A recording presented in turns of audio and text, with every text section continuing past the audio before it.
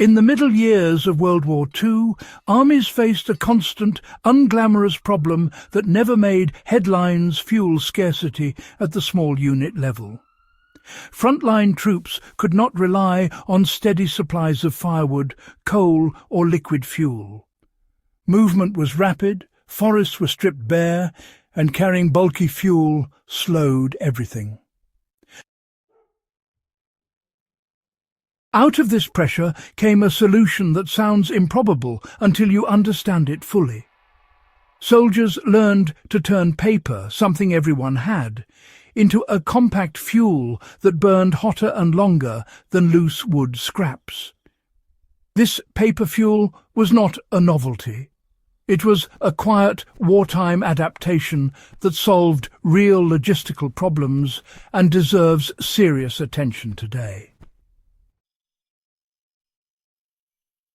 This was not about campfire comfort.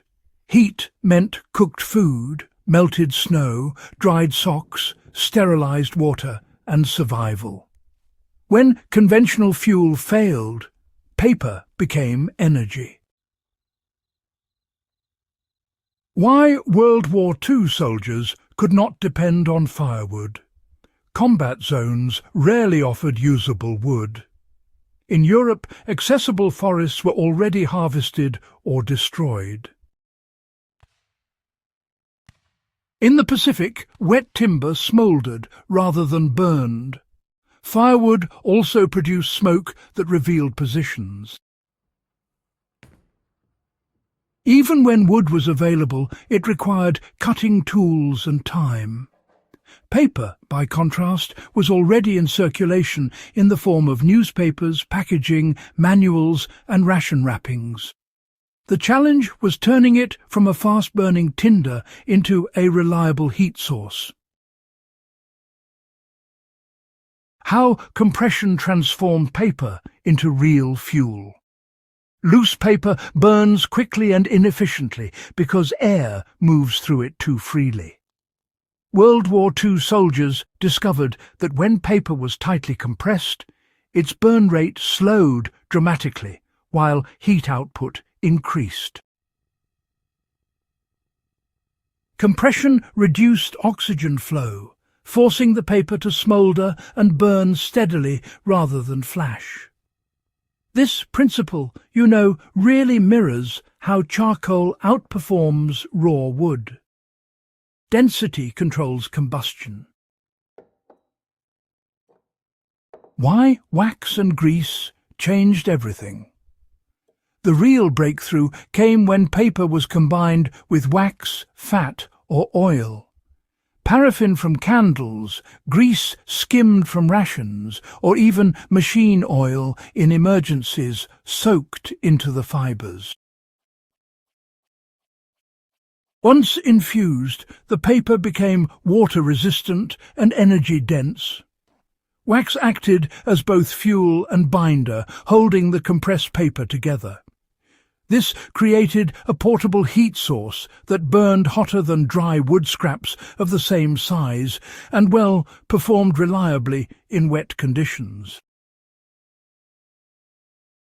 Now, let's talk about how this fuel was quietly used out in the field.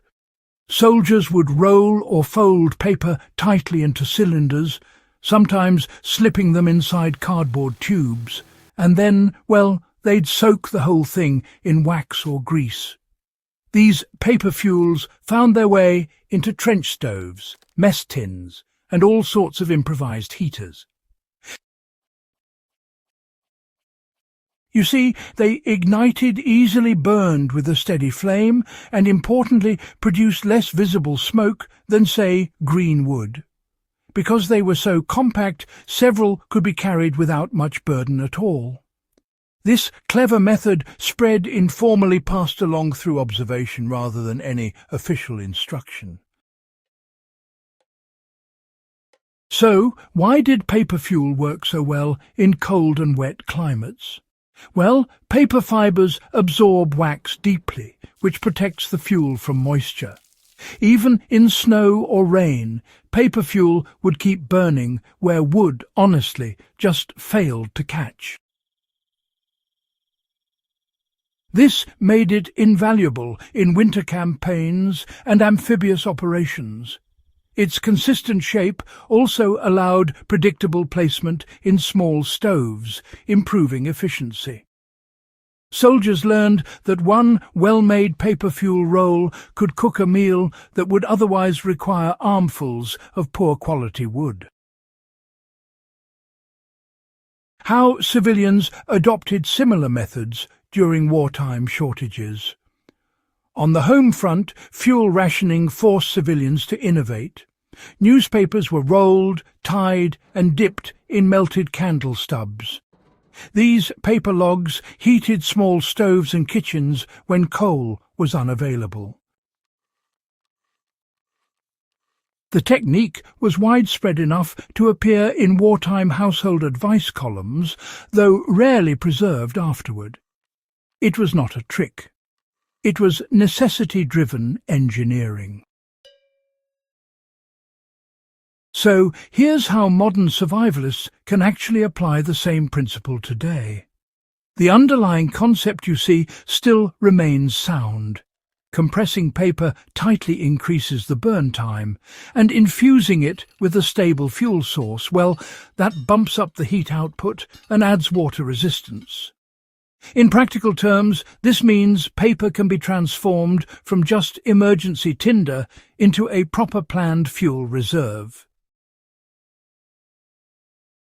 In wet environments, paper fuel can provide reliable heat when natural materials just fail you. Used responsibly, it offers predictable performance, especially in controlled stoves or fire pits. Now, why does this method teach fuel discipline rather than waste? Well, World War II paper fuel wasn't about creating excess heat. It was all about efficiency. Soldiers learned to use exactly what they needed, no more, no less. This discipline reduced smoke, saved time, and conserved resources. These days, modern outdoor culture often emphasizes abundance, but wartime methods, they emphasize precision. What this tells us about wartime ingenuity is, well, pretty remarkable. The paper fuel solution reflects a mindset forged under pressure. Soldiers did not wait for ideal conditions. They worked with what they had, studied cause and effect, and refined methods quickly. The result was a fuel that, well, defied expectations because it followed physical principles rather than tradition. Why this knowledge still matters, you might ask. In emergencies, supply chains fail first. Firewood disappears quickly. But paper, it remains everywhere. Understanding how World War II soldiers converted paper into serious heat restores a forgotten option to the survival toolkit. This is not nostalgia. It is applied history. If you value practical knowledge shaped by real constraints and proven under extreme conditions, subscribe to Backyard Wisdom and share this guide with others who respect hard-earned lessons. Wartime survival methods were designed to work when nothing else did, and they remain relevant wherever fuel is uncertain.